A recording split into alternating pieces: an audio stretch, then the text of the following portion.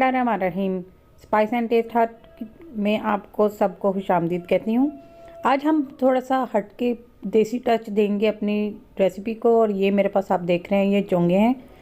ये एक सब्ज़ी होती है जो काफ़ी कड़वी होती है, तो जो लोग करेले पसंद करते हैं वो इसे ज़रूर पसंद करेंगे। तो इसे अच्छे से वॉश कर लें, इसमें काफ़ी मिट्टी होती है।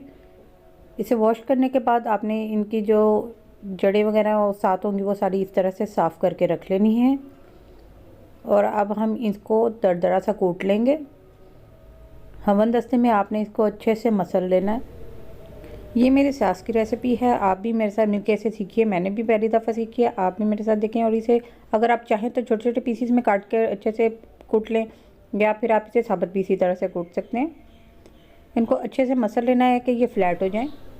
आप दुनिया के किस कोने से हमारी रेसिपी को वॉच कर रहे हैं, आप हमें ज़रूर बताइए, हमें बहुत खुशी होगी। कमेंट बॉक्स में कमेंट कर कीजिए।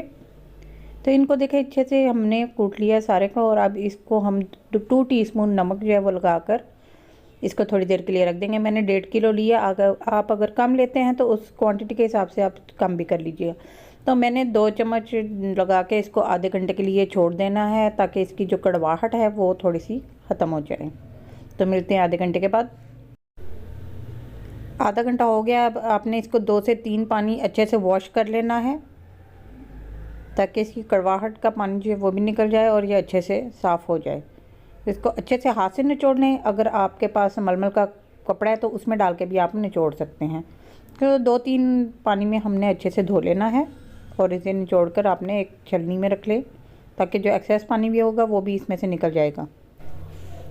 मैंने सारी चोंगे जो अच्छे से निचोड़ कर एक छन्नी में रख दिए, ताकि एक्सेस पानी निकल जाए इसमें से। जब तक चोंगे हमारी खुश्क होती हैं, हम गोश्त ले लेते हैं। गोश्त मैंने ले लिया 1 किलो। इसको अच्छे से वॉश कर लें।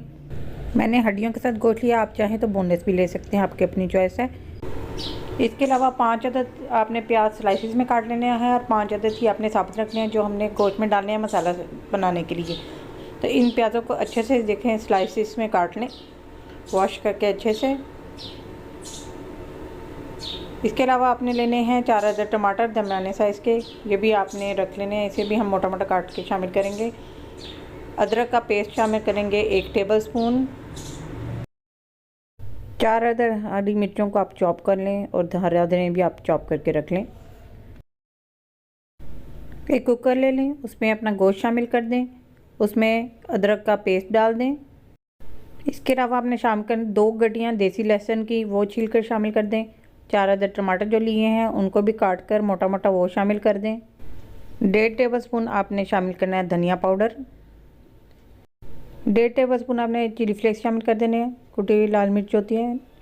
और 1/2 टेबलस्पून नमक मिर्च अपने टेस्ट के मुताबिक आपने एडजस्ट कर लेना है। मेरे पास मिर्च जो है वो तीखी वाली है, इसलिए मैं कम ही इस्तेमाल करूँगी। ज़ीरा मैंने ले लिया है 1 टीस्पून। 1/2 टीस्पून इसमें शामिल करेंगे हल्दी का पाउडर, और आधा कप इसमें डालेंगे पानी, और इसे 12 मिनट के लिए हम सीटी देंगे। कढ़ाई में 1 कप ऑयल ले लें, और इसमें सारी चोंगे जो हैं वो अपनी कुटी हुई शामिल कर दें, और इनको लाइट ब्राउन फ्राई कर लें। इसे अच्छे से हिलाते हुए आपने फ्राई करना है, और जिस तरह करेलों को आप लाइट सा गोल्डन कर लेते हैं, इसी तरह इनको भी अच्छे से गोल्डन कर लेना है। अब इसे गोल्डन करके एक ट्रे में निकाल लें, जिसका एक्सेस ऑयल जो है वो एक साइड पे निकल जाए। इसी तरह से प्याज़ों को भी हमने इन्हीं ऑयल में जो है वो लाइट गोल्डन कर लेना है, ब्राउन नहीं करना, लाइट गोल्डन करेंगे, जिसमें ये सॉफ्ट भी हो जाएंगे। प्याज देखें हमारे लाइट से गोल्डन होने शुरू हो चुके हैं। इस तरह का कलर आपने इन्हें देना है। और अब इसे जो है वो निकाल लें, चोंगों के साथ ही आप रख लें, और इसका एक्सेस जितना भी ऑयल है वो सारा साइड पे निकलने दें। कुकर मैंने खोल लिया है, और इसमें अब जितना भी पानी है वो सारा एक्सेस हम इस अच्छे से खुश्क कर लेंगे। गोश्त को अच्छे से भूनेंगे। देखिए पानी जो है ऑलमोस्ट डन हो गया, खुश्क हो चुका है। गोश्त को भूनते हुए 5 से 7 मिनट हो चुके हैं। अब इसमें हरी मिर्चें जो हैं वो कटी हुई वो शामिल कर दें। इसको अच्छे से इसके साथ भून लें। ऑयल अभी मैंने शामिल नहीं किया है इसमें, पहले हमने अच्छे से पानी इसका जो है गोश्त का वॉश कर लिया, उसको अच्छे से भून लिया है। अब इसमें हम ऑयल शामिल करेंगे। ऑयल हमने वही लिया है जो एक्सेस हमारे पास रह गया था चोंगों का। एक्स्ट्रा ऑयल हमने इसमें शामिल नहीं किया है।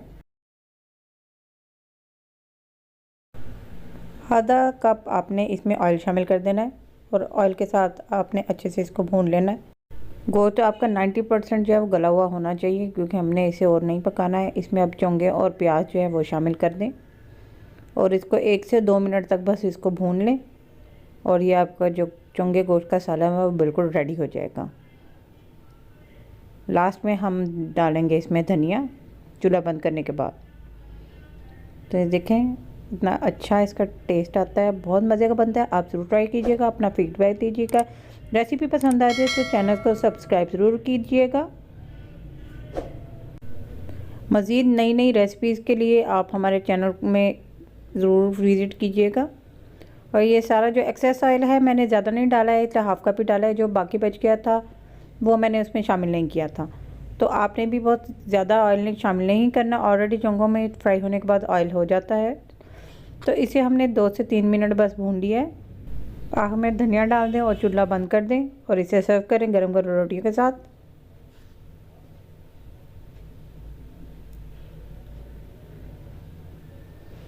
रेसिपी ट्राई करने के बाद अपना फीडबैक ज़रूर दीजिएगा।